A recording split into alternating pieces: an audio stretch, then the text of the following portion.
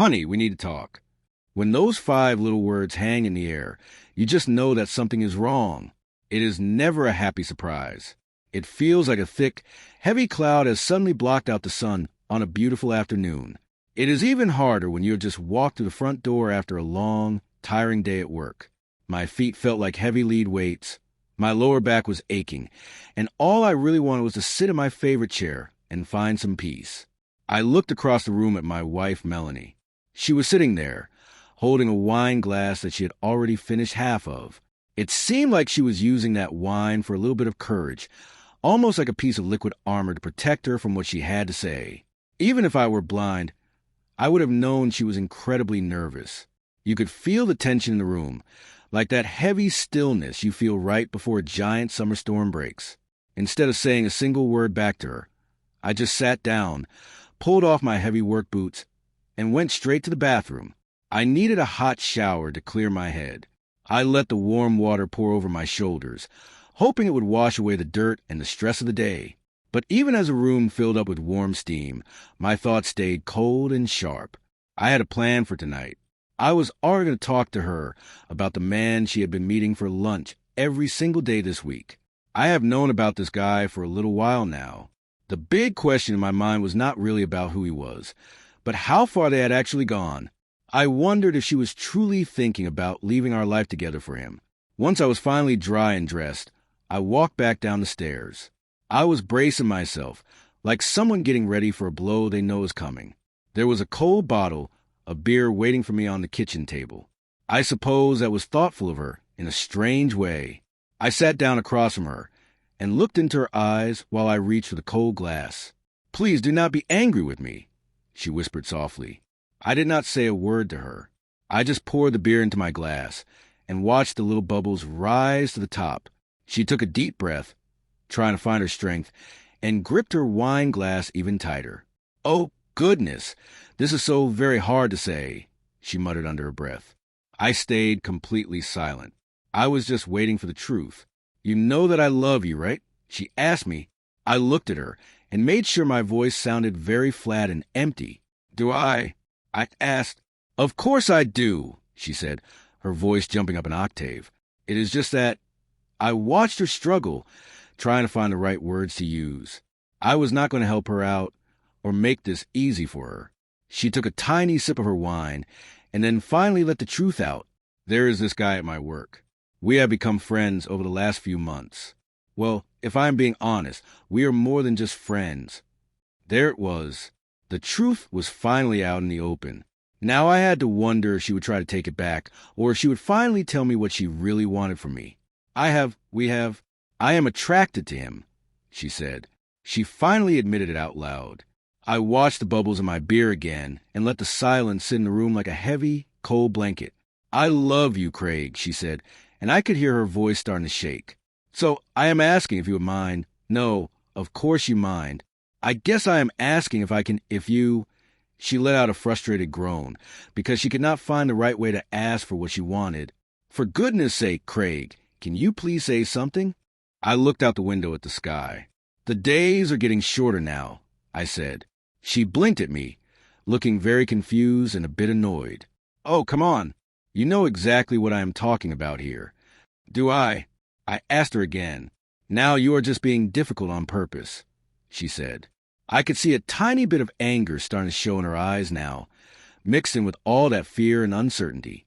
"Craig, this man I work with, I want to be with him." The words seemed to explode out of her mouth. I took a very slow, calm sip of my beer. The old clock that sits in the hallway just kept on ticking. Tick, tock. It felt like that sound was filling up all the empty, lonely space between the two of us. "I will not betray you, Craig," she said, trying to sound honorable. I set my glass down on the table very carefully so it would not make a sound. "I would not betray you either," I told her. That is what a commitment means. It is supposed to mean something important when two people love each other and decide to get married. "So, now that we have cleared that part up, what are we having for dinner tonight?" She looked at me like I was being impossible to talk to. "Craig, you're being stubborn. You know exactly what I am asking you to do." "Do I? You're going to make me say the words out loud, aren't you?"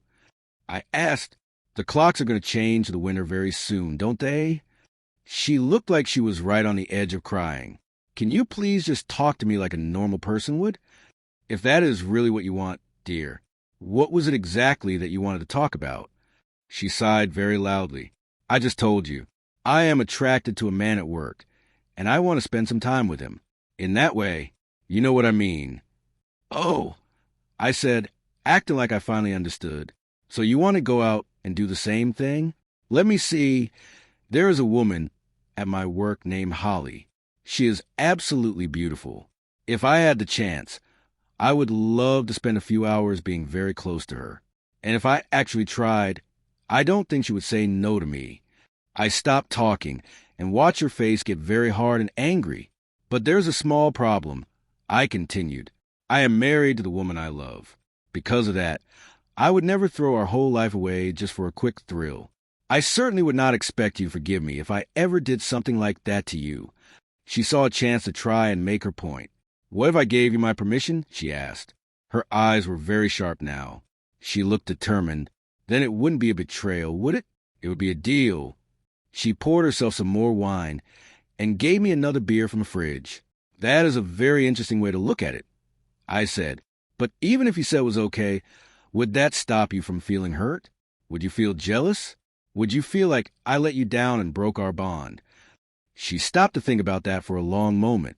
"But if we both agreed to it ahead of time, I wouldn't have a right to be jealous, even if I felt a little bit bad about it. I think I could live with it. Could you? What happens if I end up liking her more than I like you?" I asked, "What if she and I connect in a way that you and I never have? What if our marriage just isn't enough for me anymore?" She shook her head. "That's silly, Craig. We are great together." I looked her right in the eyes. "If we are so great, why are we even sitting here talking about this?" She flinches. That one really hurt her. "A lot of couples do this nowadays," she said quickly. She was clearly ready for that question. "They do it to bring back the excitement that goes away after a few years." "So I am not exciting enough for you? Is that what you're saying?" I asked. No, you are. It is just you want to be with Gabriel Calloway," I said. That name hit her like a slap across the face. She looked completely shocked that I knew it. I kept going. "Not only do you want to be with him, but you are willing to make deals with me just so you don't have to feel guilty about what you want to do. Is that right?" "Yes," she said in a very quiet, small voice. "Are you already sleeping with him?" I asked directly. "God, no. I told you I wouldn't betray you like that. So sneaking around and having this little fantasy behind my back doesn't count as betrayal?" I asked. "The secret lunch dates, the stolen moments in the parking lot, none of that feels wrong to you?" She sighed. "Look, you said you were attracted to Holly. It's the same thing." "No," I said. "I said if I wanted to, I could. But the truth is, I don't. We don't go on secret dates during lunch. So no, it is not the same thing at all." I watched her very carefully to see how she would react. "Tell me, did you and your boyfriend talk about how you were going to surprise me with this idea tonight?" "It was his idea," she admitted. "How nice," I said. "Does he want me to walk you over to his house and hand you to myself like a gift?" "Don't be gross," she said. "I'm sorry," I replied. "I don't know the rules for giving my wife away to some man who only cares about himself."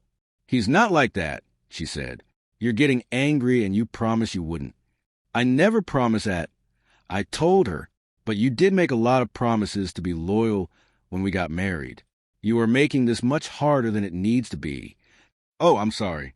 Did you expect me to say have a great time and pick out your nice clothes for you to wear for him?"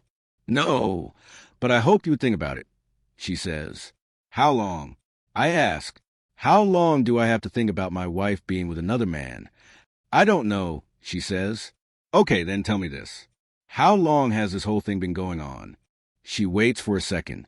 "About 3 weeks." "Fine. You had 3 weeks to make this okay in your own head. So I will take 3 weeks to decide how I feel about it. That seems fair, doesn't it?" I guess so," she says. "Good. Now I have some questions for you. I want answers before Monday morning. First, do you want a real relationship with him, or is this just for one night? And second, What happens if I say no? What if I say absolutely not? She looks very uncomfortable sitting there. I don't know. I didn't think you would say no. And we weren't thinking of it as just one time. There you go again, I say. We. You and him are already talking like you are a team. But the only team in this marriage should be you and me. Can't you see that? She looks away. She looks very guilty. I try my best to stay calm. One more thing. While I am thinking about this for the next 3 weeks, no more lunches, no meetings, no staying late at work, no calling or texting him at all. Can you promise me that? If not, I will be talking to a lawyer on Monday morning. She looks surprised. If you agree, you can make one single call right now. Tell him if he wants this to happen, he has to follow the rules. No contact at all until I decide. Do you understand? Do you have to be so mean about it? She asks. I'm sorry. You see this as some romantic movie. I see it as some guy trying to take something that isn't his to take. And the person I trust most in this world is helping him do it. Craig, it's not like that, she says. I can see the truth in her face, even if she won't say it. My world is falling apart, and I am sitting here keeping score like a game. I feel disgusted with her and that man. Chops and chips, she says quietly. What? I ask. You asked what was for dinner. Chops and chips. Great. How long until it's ready? I'll start them in a minute. I just need to make that call to him first. I don't say anything about her putting him first again. I just follow her to phone, so I can hear every word. Melanie, darling, his voice sounds very smooth on the other end. How did he take the news?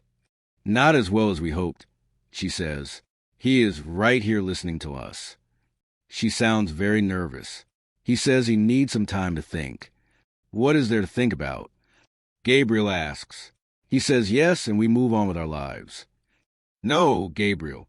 He is right. We had time to think about this together. It's only fair he gets time too. Why does that even matter? He's going to have to accept it anyway, he says arrogantly. No, Gabriel. We agreed I would talk to him first. We aren't doing anything unless he is okay with it. But we have something special, he says. I'm calling because he made a rule, she says. No contact while he thinks. No lunches, no calls, nothing. I agreed to it, and you have to as well. There's a long pause on the line. Can I still send you flowers? He asks. That makes me snap. I grab the phone from her hand. Listen here, you arrogant man. You will have nothing to do with her. No meetings, no calls, and definitely no flowers. Do you understand? Oh, yeah? And what are you going to do to stop me? He asks. These are my terms.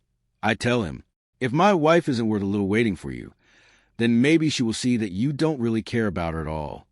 The phone goes quiet. Finally, he sighs. Fine. I agree. He sounds very angry.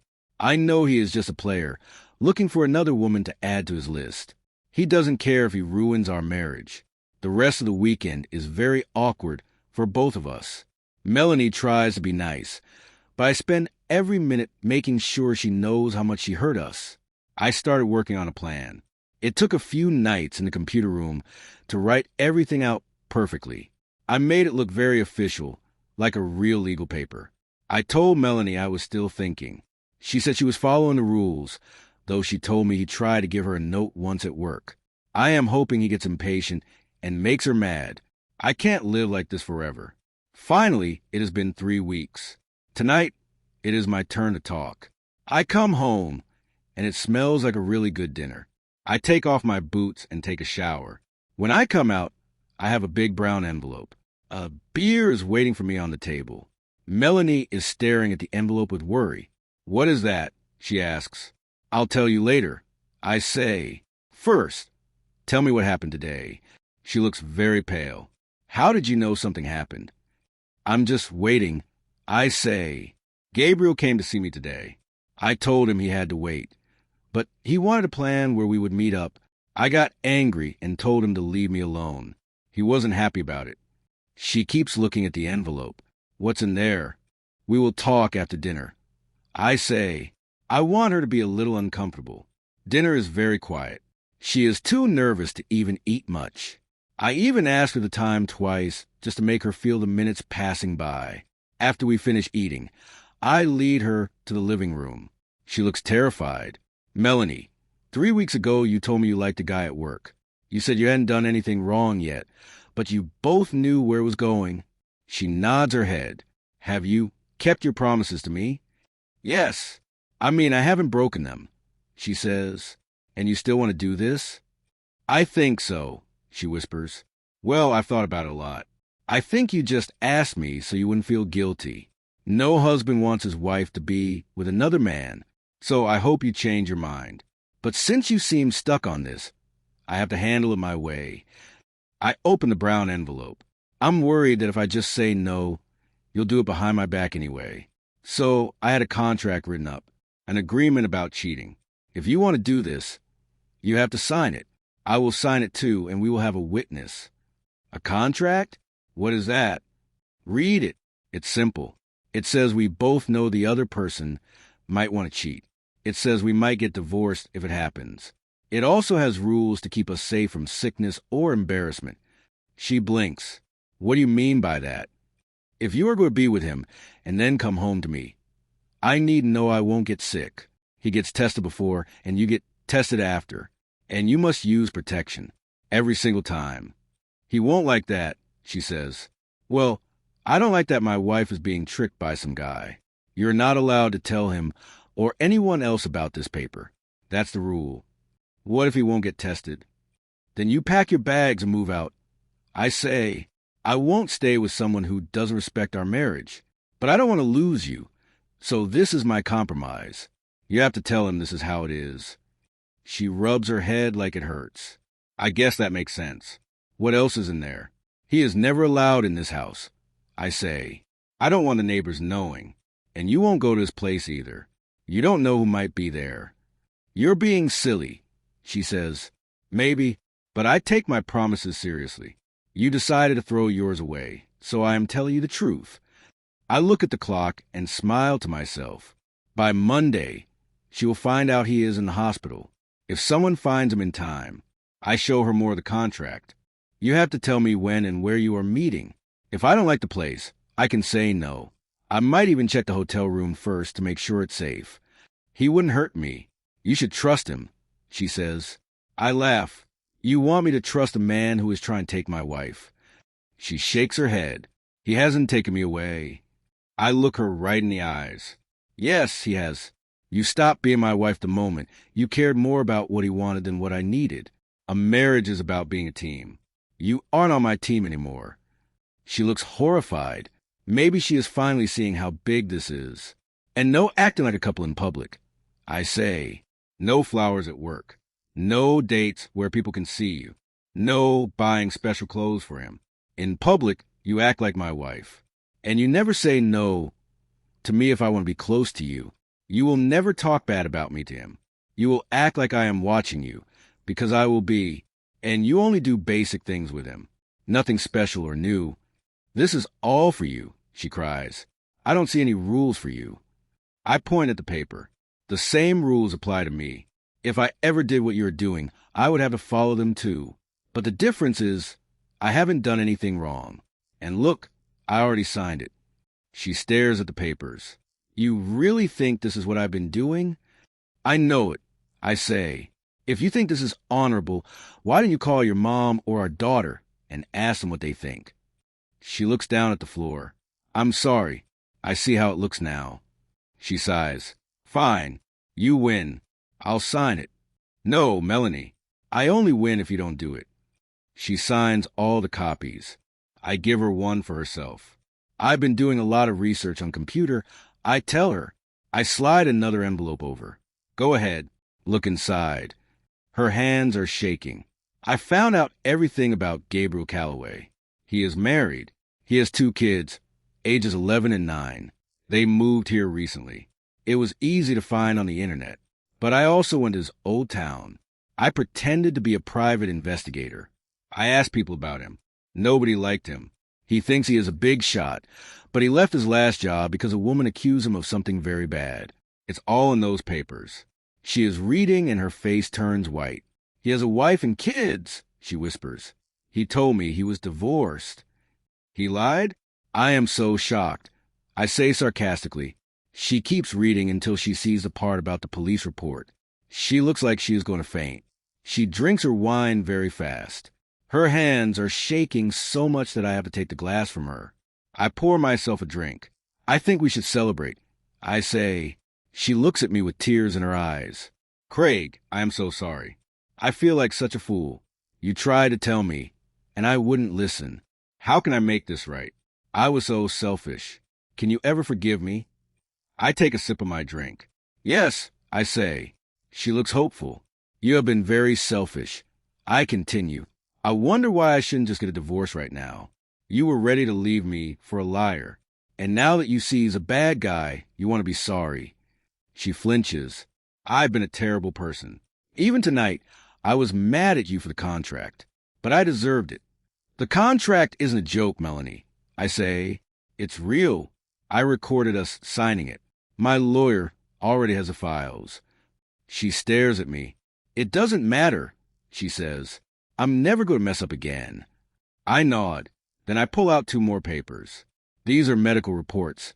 I say, I am healthy and clean. I lean forward.